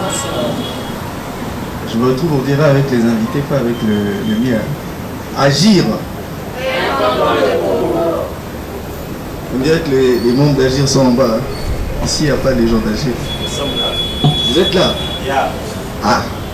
Il faut souligner que nous avons des invités avec nous. Hein. Agir. Inventons les Congos. Merci. Merci beaucoup. Je vais vous prendre quelques minutes, je ne serai pas très long. Je vais essayer un peu d'exploiter d'autres sous-points qui parlent de l'actualité. Je crois que tous, on a vu ce qui s'est passé hier. Moi, personnellement, j'étais dehors, mais on devait être avec le président, mais tout le monde n'était pas informé. Alors du coup, on a fait ce qu'on pouvait. Alors, on va réfléchir un peu. Moi, je suis en train de me dire une chose, Agir a déjà un mémo. Si seulement notre mémo pourra arriver à atteindre le chef, peut-être qu'on va aussi figurer dans la liste des gens qui vont apporter un plus. Comme nous voulons changer les Congos, nous voulons réinventer ces Congos, alors on ne vient pas main vide. On vient avec ce qu'on paie. Ce qu'on paie maintenant, c'est un plan de sortie. Notre plan de sortie, le président l'avait écrit, c'est un mémo déjà établi. Si seulement on a cette chance que le chef arrive à les lire, je crois que ça va aussi essayer de changer les choses. Le point reste tel que j'ai suivi monsieur le CG de P4. Par quel miracle monsieur Kaboun dit que le président doit dissoudre l'Assemblée? Je ne sais pas comment cela va se passer. Mais ce qui est vrai, nous savons tous que les Congo a besoin de changement. Nous sommes dans une positionnement où les choses ne marchent pas à tout niveau. Aujourd'hui, nous sommes les 15, il y a même ces fonctionnaires qui n'ont pas encore touché leur salaire. Les fonctionnaires de l'État. Donc c'est très compliqué. Mais... Ils ont été payés tous? Non, pas tous. Moi, je suis fonctionnaire de l'État, je ne suis pas encore payé. Enseignement. Je vous dis, c'est pas tout le monde. Ouais, c'est pas tout le monde. Mais nous sommes au 15. Ça veut dire qu'il y a déjà un souci. Voilà. Donc j'étais en train de dire, si M. Kabound tient à ce que l'IDPS dit au chef de l'État de dissoudre l'Assemblée, c'est par quel mécanisme que cela va se passer. On va réfléchir ensemble. Je crois que nous avons tous ici des avis à émettre. Et nous savons tous qu'ici, nos alliés ne nous accompagnent pas. Ça c'est vrai, c'est une réalité. Le président venait de dire tout à l'heure, nous sommes déjà en train de nous retrouver avec un caricature déjà préparé. On s'est dit, nous tous nous souhaitons les consultations, mais qu'est-ce qui va sortir de ces consultations? Nous tous nous attendons qu'il y ait un plan de sortie qui va soulager tout le monde, que tous les Congolais vont se retrouver dedans. Mais est-ce que cela sera possible? Je peux mettre un mot dans ce que tu dis. Oui. Désolé, je prends un mot parce que j'ai l'impression qu'on va se perdre. Hein. Tout à l'heure, j'avais expliqué les choses. C'est comme ça que c'est important de parler de la science, quelquefois. Quel est le mécanisme qui a permis à ce que, sans effusion de sang, 2 ans après les délais constitutionnels prévus en 2016, on a tenu 2 ans encore? Quel est ce mécanisme qui nous avait fait tenir politiquement et républicainement pendant 2 ans? Vous le savez? Moi je peux vous dire si vous avez oublié. Ce mécanisme s'appelle Kodjo, en premier lieu. Vous vous rappelez de Kodjo? C'est-à-dire que parce que la règle n'était plus au rendez-vous, au rendez-vous, politiquement l'excuse c'est le consensus. On se met ensemble, on discute. Le consensus est plus fort que la constitution, les amis. Dans tous les pays du monde entier. Le mécanisme, c'est le consensus. Par quel mécanisme nous pouvons reconstituer la majorité au Parlement? Par quel mécanisme nous pouvons dissoudre le Parlement? Par quel mécanisme? Le consensus. Ça toujours, c'est-à-dire, il y a 2 possibilités. Ou vous faites la guerre comme Mouzé, ou vous faites les dialogues comme Kabila avait fait tout le temps. Consensus. C'est la plus grande force de Joseph en 18 ans, en dehors de la guerre. Il avait 2 forces. La guerre, les consensus. 2 forces. C'est-à-dire que maintenant, ou alors on ne comprend pas. C'est comme ça qu'on dit, scientifiquement, que signifie la consultation nationale? C'est quoi? C'est grâce aux consultations nationales avec Kodjo qu'on a eu Badi Banga, Chibala et 2 ans après, les élections. On ne pouvait pas avoir un président en 2016 et 2017 2016 à 2018. Il était illégitime. Et ce n'était pas la première fois qu'il se retrouvait dans une situation d'illégitimité. Joseph Kabila se retrouvait dans une situation d'illégitimité 5 fois en 18 ans. 5 fois. À chaque fois, consensus. 1 plus 4, Kodjo, à chaque fois. 5 ans, j'ai bien dit à chaque fois. Wow. L'autre vient de faire ça une seule fois, c'est la première. C'est la même chose, c'est la même valeur. Quel est le mécanisme qui va nous emmener à dissoudre le consensus? Quel est le mécanisme? C'est scientifique, c'est légal, ce n'est pas une violation de la Constitution.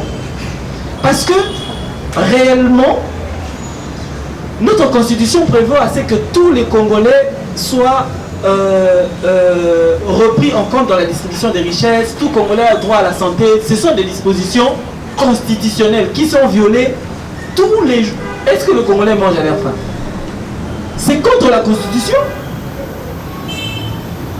Il y a des dispositions constitutionnelles qui sont violées tous les... Aujourd'hui, la République a violé la Constitution sur différentes...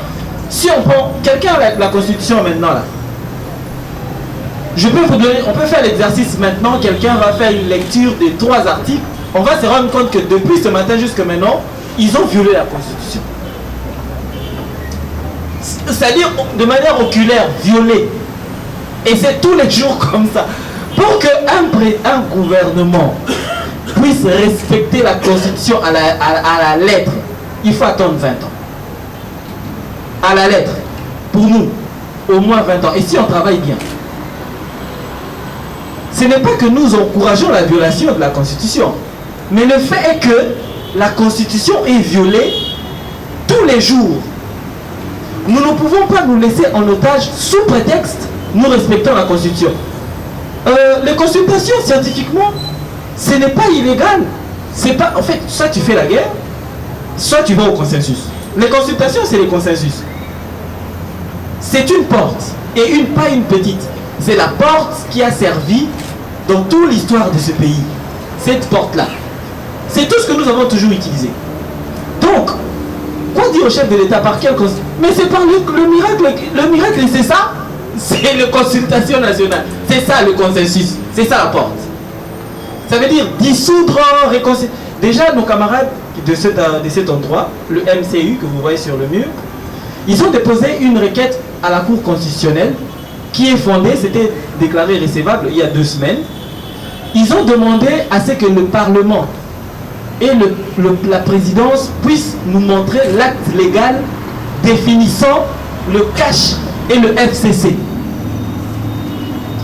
Ces 2 composantes sont dans la violation de la Constitution eux aussi. Ce sont des regroupements illégaux. Ils sont illégaux. Ils n'ont pas de documents. Ce n'est pas constaté juridiquement quelque part. Ça veut dire que la Cour constitutionnelle a reçu la requête comme favorable. Là maintenant que je vous parle, ça fait 2 semaines. Il n'y a aucun document qui atteste, parce que on ne se dit pas majorité dans la bouche. On se déclare majorité sur une liste avec soubassement, d'accord, d'une déclaration juridique, c'est laquelle? Et nous vivons comme ça 2 ans avec une majorité illégale, juridiquement illégale, et ça même un gouvernement. Ça veut dire une majorité illégale avec à sa tête un gouvernement qui fonctionne pendant 10 ans. C'est grave. C'est comme ça que j'avais dit, ces menaces-là ne vont pas à l'encontre du président. C'est nous qu'on prend pour de dettes. Pourquoi nous ne pouvons pas réclamer ça? Pourquoi nous, en tant que peuple, en tant qu'élite d'un pays, nous ne pouvons pas déclarer? Qu'on nous montre ça. Comment vous pouvez avoir une majorité qui n'est pas légale? Et ça, un gouvernement.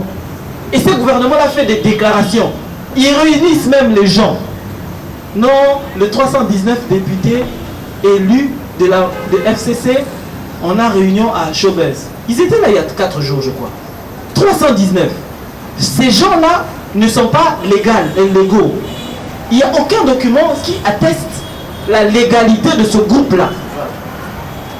Sur base de quoi nous allons dire, en fait, la personne qui te demande de respecter le texte, c'est lui le premier signe de la violation du texte en question. On dit quoi? Vous comprenez? Il ne faut pas mettre l'eau dans la bouche, on parle sérieusement. Moi, personnellement, je ne suis pas partisan. Je soutiens le chef de l'État parce que simplement, je soutiens la souveraineté des institutions. Je veux que les institutions soient souveraines. Et je soutiens le chef de l'État par ce canal-là. Je ne suis pas partisan, genre je viens de manière aveugle. Ce qu'il a fait, c'est ça la sortie, les consensus. Ce pays a toujours utilisé ça. Et aujourd'hui, il est temps qu'il ait je dirais, le courage d'appeler à la règle, à la régularité. C'est-à-dire que les amis, là on était dans notre alliance n'était pas juridiquement légale. Rendons ça légal. Par exemple. Vous comprenez? Hein, CG, vous comprenez? Donc ce n'est pas... le mécanisme n'est plus à chercher. Le mécanisme, on le connaît. Et ça existe dans ce pays depuis... C'est les consensus. Maintenant, comme on sait que c'est le consensus, faisons les choses correctement. Correctement. Pas nécessairement aller à ce... Non. Nous, ici, quand ça ne marche pas, on se met sur la table, on décide en consensus. Décidons en consensus. Vous comprenez? C'est lui qui ne veut pas venir. C'est pas grave. Le reste, vous venez, la majorité va parler à ta place. Est-ce que ça, c'est un problème? Mais s'il ne fait pas ça, au nom de la majorité illégale, s'il ne fait pas ça, au nom... Parce que ce jour-là, ils cherchent quoi? On sait qu'aujourd'hui, tous les caciques qui ont dirigé ce pays ne veulent pas laisser la main. Ils ne veulent pas voir Jiré Songongo diriger. Ils ne veulent pas voir Yannick Lukusa diriger. Ils ne veulent pas voir Marceline diriger. Ils veulent voir Tembo Mamba diriger. Ils veulent voir Bochab diriger. Ils veulent voir le même tête. Et ils ne sont pas là pour nous, on le sait. Qui est en train de faire ce combat-là pour l'intérêt général? Citez-moi un seul nom. C'est ça le problème. Et puis vous dites, nous nous étions convenus pour chaque changement à la tête des institutions, il devait me consulter. Pourquoi? Le président, le CG a parlé de quelque chose de très important ici. Ce qu'il a oublié, c'est que la Banque mondiale avait essayé de nous aider pour créer un plan de développement sur le 20 ans. Je ne sais pas si vous avez entendu parler de DCRP. DCRP 1, DCRP 2, DCRP 3. Vous vous rappelez, Madame Marceline? Je vous rappelle de DCRP. C'est des documents magiques. Quelqu'un a déjà lu les DCRP? C'est des documents magiques. La stratégie. Oui. C'est la stratégie. Qui en a fait quoi? Quel est ce ministre même, un seul, qui a une seule fois imprimé les DCRP pour donner aux structures d'appoint? Rien qu'imprimer les DCRP. Rien qu'imprimer. Non, lui, il était dans un programme où il était avec des Turcs. En fait, il était derrière l'argent, encore une fois. Le problème, c'est ça.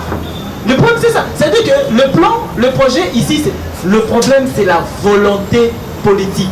Et la vérité est que tous ces caciques-là nous ont démontré noir sur blanc, avec expérience, qu'ils n'ont pas la volonté politique d'échanger les choses. Alors, ce que nous voulons, qu'ils puissent céder la place, passer le relais, et que les jeunes, on essaye. Lumumba n'avait pas 50 ans quand il avait pris l'indépendance, il avait 30 ans. Nous, on a des 40, qu'on nous donne la chance. Et s'ils ne veulent pas nous donner la chance, faisons les choses, je vais dire, imposons-nous. Merci. Ouais, vous ne nous donnez pas, on prend. Merci, Président. Merci. 2 minutes. Moi d'ailleurs, je vais citer. Bon. Je vois que les amis doivent intervenir. On appelle ça échange d'état, donc tout le monde qui a à dire doit intervenir. Du coup, je resterai pour clôturer après. Donc je remets la parole. Je dis merci. Échange d'état. Merci beaucoup. Merci parce que la circonscription du cadre est bien établie, c'est-à-dire échange d'état. En fait, personnellement, je ne suis pas partisan de la politique haute pas de l'ail que je me mette. Déjà non. C'est que nous avons toujours voulu que la jeunesse puisse prendre le relais, la jeunesse qui est mal préparée puisse prendre le relais, parce que nous sommes le fruit de tous ces gens-là. Nous avons été très mal formés. Alors, le président vient de dire quelque chose de bien, mais c'est bien, toutes les tournures là, dissoudre le consensus, tout ça, c'est pour nous amener où? C'est pour prendre Bitacuira, ministre encore? Non. C'est ce qu'on veut pas. C'est pour... Vous êtes sûr que Moïse viendra, d'ailleurs dans les coulisses, hein, j'aimerais bien que ça soit en dehors des caméras, nous avons ouï dire que parmi les consultés, il y a ceux-là qui ont demandé à ce qu'ils aient aussi leur répondant au niveau de la Cour constitutionnelle. Vous voyez un monsieur comme Moïse Mbemba vous tendre la main et n'avoir rien en retour? Vous êtes sûr? Non. Donc, je pense qu'on tournerait à rond. S'agissant du dialogue de l'ancien chef de l'État, si je comprends bien, dans 2002, quand il y a eu dialogue, quand il y a eu tous ces consensus, il n'y avait pas de constitution. Lorsque nous sommes partis en dialogue en 2016, les gouvernements ou le chef de l'État, son mandat devait prendre fin le 19 décembre 2016. Selon ses manœuvres, ses propres manœuvres, ou les manœuvres du gouvernement, établies par les chiffres de la Banque centrale, ont démontré que la Caisse ne pouvait pas organiser les élections à temps voulu. Raison pour laquelle il a enfin adopté la voie de l'UDPS depuis 2015 par son chef à l'époque, Étienne Tshisekedi, qui voulait le dialogue. En 2016, lui dit, bon, ok, allons sur cette voie-là. Les dialogues ont été entamés pour voir dans quelle mesure nous allons organiser le pays après la fin du mandat, pas pendant le mandat légal. après. Je suis très bien l'évolution des choses dans notre pays. Le gouvernement de M. Badi Banga a été nommé à 23h du 19 décembre 2016. Le type a des conseillers, je vous dis. Il a des conseillers. Les dialogues avec Kodjo ont pris fin depuis octobre. Je me souviens même, Vital Kamerhe parlait à la RFI, que si ça traîne, le Premier ministre Matata ne démissionne pas bientôt là, je vais retirer ma signature de ces dialogues. Et le Premier Matata est allé démissionner. On a nommé un Premier ministre, Badi Banga, qui a fait plus d'un mois sans entrer en fonction. Plus d'un mois. Pourquoi? Parce que selon le chef de l'État ancien, l'idée c'était quoi? De gérer le pays après décembre, après le 20 décembre 2016. C'était dans ce cadre-là. Mais maintenant, le concept n'est pas le moment. C'est pas la même chose. Les gens. Et même quand on fait les dialogues en question, lorsqu'on prend Bruno Tibala, lorsqu'on prend Badi Banga pour être nommé, on respecte la Constitution. Badi Banga n'est plus comment on dit, n'est plus de l'opposition, mais on prend, en fait, on casse cette opposition, on fait en quelque sorte des débauchages. On est maintenant dans la majorité et on respecte les institutions. On le fait sous cette forme-là. C'est là où moi je suis. Parce que je ne suis pas partisan. On doit se dire aujourd'hui, on doit se dire, bon ok, soit on révise encore notre constitution pour évoluer, soit on ne le fait pas. Et puis, dissoudre dans l'Assemblée par consensus, sur base d'un consensus. Je ne suis pas juriste, je ne suis pas non plus constitutionnaliste. En tout cas, il serait souhaitable que les techniciens en matière puissent nous dire. Sinon, je vous dis, si une fois de plus on viole la Constitution, je prendrai ma famille, je quitte le pays. Parce que finalement, je me mettrai dans quel pays? On se dit, bon, ok, bon, tout ça va bien, tout ça va bien, bon, ok, il y a eu à violer, il a violé, et intentionnellement. En parlant maintenant de la requête du MCI, oui, mais vous êtes sûr que si la Cour constitutionnelle aujourd'hui disait que l'ordonnance nommant le gouvernement, parce qu'il y a eu un visa qui disait que vu l'accord FCCH, c'est mauvais, qui emportera le prix? Qui va payer? C'est les signataires. Qui a signé l'ordonnance? C'est ça le souci. Ça va nous amener où? Qui a signé l'ordonnance? Oui. Il a le devoir de correction. Oui. Maintenant, si on se décide de sanctionner cela, ok. Et là encore, on reviendra dans ce qu'on appelle le président de la République peut être mis en accusation s'il y a violation intentionnelle. Et là, maintenant, tout le pays, on sera dans le mot intentionnel. Est-ce qu'il y avait intention ou pas? Parce que le fait de signer une ordonnance sur violation, c'est passible de sanctions. C'est ça. Échange d'État. Échange d'État. On sent qu'on descendait, mais la tension est un peu remontée là. Nous tournons vers les participants. J'ai deux mains. Nous commençons par le premier participant.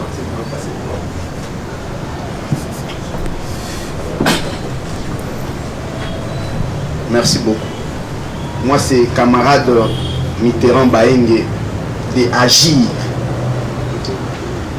Je remercie d'abord le président Yannick pour l'ingéniosité à laquelle il a abordé les thématiques. Je suis vraiment très content et très fier de lui. J'ai observé une controverse entre les intervenants, mais moi je serai très pratique. Je crois que je ne peux pas quand même me prévaloir, mais j'étais candidat député provincial à Bongandanga chez moi, à l'Équateur, profond. Mes chers intervenants, nous sommes assez pour les théories que vous avancez. Nous sommes assez. Et nous exprimons le rôle bord. Pour le moment, c'est l'état ou jamais nous avons besoin de changement. Parler des textes, ce sont des gens et des personnes comme nous qui les ont rédigés. Et le pays ne peut pas être caporalisé par quelques individus. Je crois que j'étais à la liste des PPRD, mais j'ai pris un engagement irrévocable de quitter ces partis. Maintenant, je suis pour les comptes d'Agir. Dans une réunion, j'ai participé. Dans une réunion de PPRD, j'ai participé. J'ai vu l'ancien du Rekaba, du président Kabila. Il s'appelait Monsieur Kambila, en train de prédire l'échec du chef de l'État. Quand les taux des dollars avaient pris de l'ascenseur, il a dit et Coco Martin à 500 000. C'est ces jours-là que j'ai quitté, j'ai pris le courage de quitter ces partis-là parce que je voyais déjà le mal en train de se dessiner. Alors pour ne pas monopoliser la parole, je crois que c'est le peuple qui est avant tout. C'est l'intérêt majeur du peuple qui est important. Si ça peut coûter la vie du chef de l'État, moi je serais d'accord. Mettons les textes de côté, favorisons et donnons l'importance à la gratuité de l'enseignement. Nous avons nos frères et sœurs qui sont au village qui n'étudient pas. Même ici à Kinshasa, ils n'étudient pas. Et pourquoi ne pas soutenir cette action? Mais cette action est bloquée par les gens du FCC. Nous le savons, on ne peut pas maquiller la vérité. Moi, je crois que je suis vraiment fier pour participer dans ces assises et ma contribution pour le président, les conclusions, moi je souhaiterais qu'il y ait une réforme. Je vous remercie. Échange d'État. Consultation nationale et union sacrée. Nous avons une deuxième intervention. Question, ajout, complément, vous avez la parole. Merci. Je suis Dr Israël Bobongo, président fondateur d'INEONGD, en place et reconnu, renommé CRTR, dénommé la santé dans nos environnements. Je remercie les intervenants, y compris l'Assemblée. Je serai un peu synthétique vu l'état. Nous étions ici depuis, chose qu'on pourra décourager et on est fatigué. Voilà. Je suis congolais, des nationalités congolaises.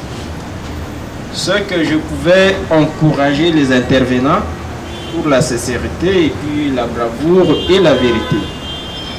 Ce que nous avons manqué depuis, c'est dire la vérité et puis s'élever lorsque les choses ne vont pas mieux. Si aujourd'hui je profite pour prendre les micros, une fois qu'on redéglisse, laisse-moi déglisser un peu du point de vue vérité. Je pouvais raconter, monsieur le CG, dans ces pays, du côté ressources humaines, vraiment ils sont là. Du point de vue élaboration des documents, les documents sont là. Mais ce qui nous en manque beaucoup plus, c'est la volonté d'appliquer tous ces documents rédigés même par nous-mêmes.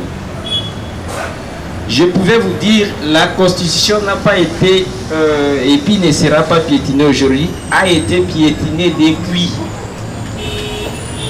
Et des fois, on crache même sur la Constitution, Des fois, on déchire même d'autres papiers des constitutions pour aller vendre des cacahuètes et faire des choses, je ne sais pas moi. Je suis un acteur de la société civile, que je ne vous blesse pas. Des fois, on coupe même d'autres morceaux de papier pour aller même nettoyer leurs vitres à la maison. La constitution a été piétinée et nous devons même militer, nous les gens de la société civile, voir comment essayer de revoir cette constitution-là. Parce qu'il se passe beaucoup de choses malhonnêtes, maléfiques, où ça nous a engourbé. Vous savez, l'ancien président nous a quittés sans volonté. Il devrait nous quitter depuis 2016. Vous le savez, mais c'est le secrétaire général, avec moi. Mais il nous a consommé au moins 2 mois avec un article, disons, article 70, qui nous dit que le président reste en fonction. Je m'arrête là. Une minute. Vous pouvez m'aider. Je suis un acteur de la société civile. Vous avez une minute. Et le président reste. Et on a cherché de tous les moyens pour dire que le président ne restait pas. Et ça n'a pas été. Et il fit rester jusqu'à 10 ans.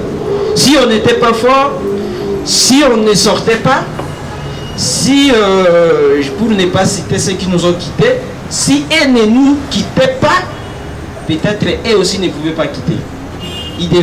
On devrait que perdre les gens, on ne devrait que rester affamés, on ne devrait que courir ici pour que ces gens-là quittent. Mais malheureusement, ils n'ont pas quitté. Indirectement, ils sont là. Il ne faut que transférer les pouvoirs en exercice, ils sont là. Les uns sont ministres, les autres autorités morales et consorts. Les autres sont ici. Alors, j'étais à la brousse avec mon frère. Je fus aussi candidat député national. Je pouvais être là. Ne vous étonnez pas de voir les jeunes comme ça. Et on a amassé des voix. Les images sont là. C'est lui qui a besoin. Je vous ai demandé pardon. C'est pour l'échange d'état, je crois. C'est écrit quelque part. Voilà. Nous avons été malmenés dans ces pays. Et ces pays ont besoin de changements. Je chute du côté, je rentre maintenant dans le développement. Il existe un plan stratégique, monsieur le CG, élaboré et chapeauté par OSISA. J'ai fait parmi la commission, c'était à CEPAS ici, d'autres à Pullman, et c'est aussi ça qui avait financé Banque mondiale pour rédiger un plan stratégique. Depuis l'ancien gouvernement, l'ancien régime, et la délégation qui était là avait présenté les plans stratégiques de 25 ans pour les Congo. C'est-à-dire, même si le président, l'ancien président quittait, c'est très important, même si le président, l'ancien président quittait les pouvoirs, son prédécesseur, soit son remplaçant, pouvait continuer avec la gestion des choses publiques. Maintenant, qu'est-ce qui en manquait? C'est la volonté politique. Ces gens-là refusaient catégoriquement. Pour dire, nous avons déjà notre programme établi, et c'était des 5 chantiers et de l'autre, et ils ont présenté, et puis même le financier, je m'excuse, même le financier était très découragé parce que ça a coûté 7 millions pour rédiger ces plans stratégiques-là. Et ce que nous pouvons encourager les présents présidents, il existe déjà un plan stratégique de 50 ans qu'on a élaboré, ça a coûté 12 millions. Et on a présenté ce que nous pouvons encourager les présents présidents. Et il a accepté le présent plan stratégique. Et je vous dis, le saut de mouton, ce n'est pas son programme à lui. Et ce n'est pas dans les plans stratégiques. Ce qu'on a attendu dans lui, c'est le programme de développement et le programme de la lutte contre la corruption et le programme et le programme et la lutte contre la pauvreté. C'est ce qu'il a lancé dans le lac Ma-Vallée. C'est de là qu'on était très content. C'est là où je voulais chuter. C'est de là qu'on était très content que le président a commencé quand même à exploiter les plans stratégiques de secteur qu'on a élaboré, qu'on a mis pas à sa disposition, mais à la disposition de la nation congolaise. Chose que nous pouvons soutenir. Nous devons les soutenir dans ce sens-là. Et non du côté partisan, je suis de telle tribu, voilà, je crois, soutenons-les par son attitude de respecter les choses et puis de rester vraiment ouvert avec tout le monde. Voilà, je dis bien que je n'ai pas fini. Merci beaucoup. Nous retenons, comme le président l'a dit, c'est bimensuel. Nous serons très contents, nous serons grés de vous avoir comme intervenant. Si vous pensez que c'est important, ça c'est une demande que nous prenons acte. Nous allons vous programmer comme le prochain intervenant, mais avec un très bon thème comme vous avez dit. Mais c'est le CG adjoint, nous vous demandons de venir. Non, il n'y a plus personne. Non, il n'y a plus personne. Par rapport au timing donné, nous vous donnons la parole pour conclure en quelques mots et puis nous conduire dans l'hymne national pour terminer notre échange d'État. Merci. Mais vous êtes sûr que tout le monde là-bas n'a plus personne? Oui, nous étions là. Les Stella là, les Marcel ici là. Non, ils n'ont pas de préoccupation. Nous étions là. Merci CG. En quelques mots. Et puis vous nous amenez dans l'île nationale pour conclure notre échange d'État. Merci.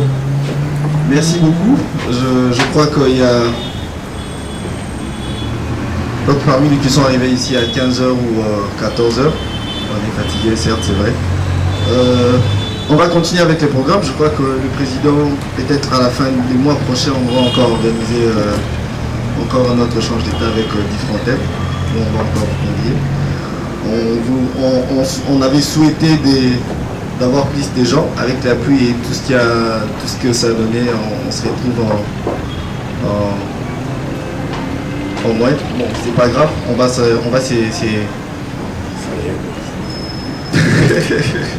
bon, c'est pas grave.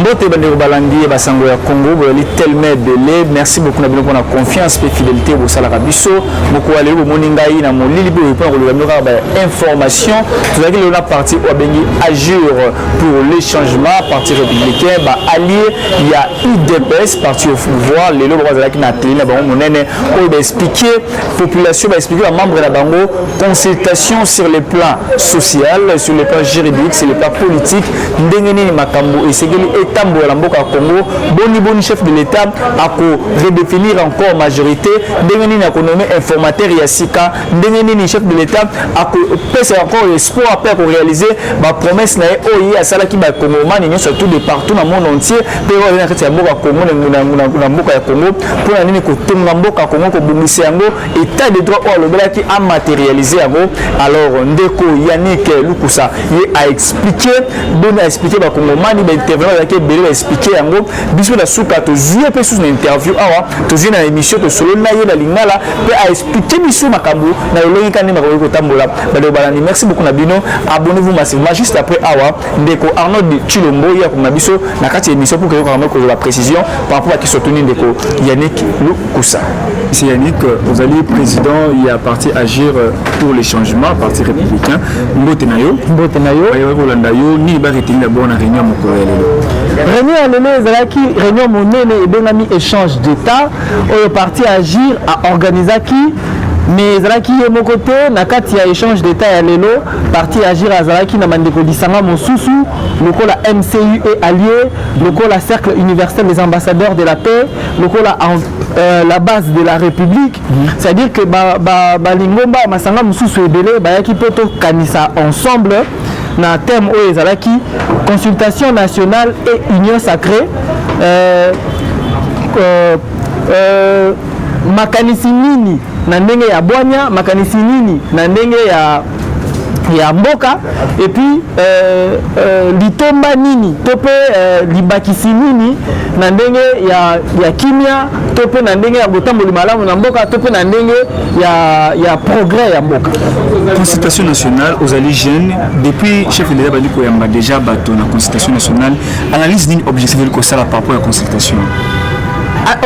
analyse objectif il y a liboso ezali que na sepeli na orientation le que chef de l'État a fait opportunité il y a différentes couches il y a population autant mususu quelquefois bandeko mususu bakipaka bango te bapesa ba vie na bango na ndenge mboka ezali kotambola actuellement namonaki ngai personnellement que ba couche représentative nyonso ya ba couche ya lolenge nyonso ya population ezalaki reçu namonaki bandeko oyo basalaka maboke namonaki bandeko basalaka miziki namonaki bandeko basalaka politique namoni ba organisation oyo basalaka ya humanitaire namoni bandeko oyo basalaka bandeko pe ya société civile mosusu lokola docteur Mukwenge c'est-à-dire que moi panoplie ya bandeko ya bisika nyonso ya société ezali représenté et personnellement et encouragé biso mingi comme on que cette fois là ma couche nyonso ya population et une opportunité ya kopesa avis na bango na ndenge mboka ezali kotambola